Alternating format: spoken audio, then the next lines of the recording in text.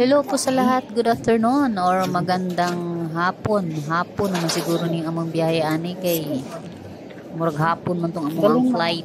So, bati ko ninyo mayong hapon. Kanin yung tanan mga igsoon, mga kapatid. So, andito na nga po pala kami. Nakarating na din po kami sa loob, nakapasok na kami dito sa loob ng Cebu Pacific. First time kong pumasok ng Cebu Pacific Terminal at ito pala, ganito pala kalaki.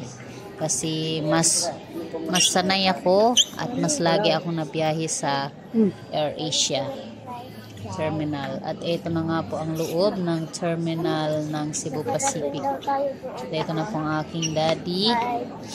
Siya ang nagtutulak ng aming mga gamit. Murag daghan po may gamit nga gidaan kay upat na dyan po may kabuok niya na may mga gamit sa bata.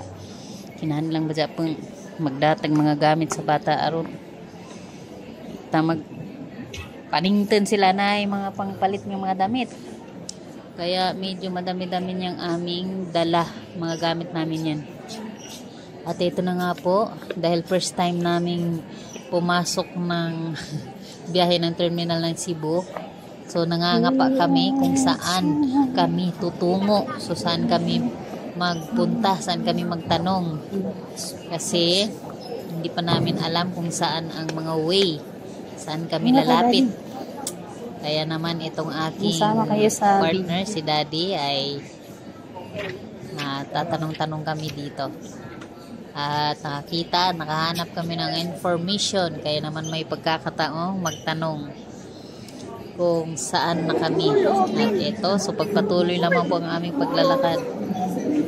Kaya mamang manmahanap, asa na may anak magkuan, magtambay para maghugat sa airplane. Ha? Ang lawak. Napakaraming tao naman. Grabe. Grabe ang tao. Walang tigil sa kalipad.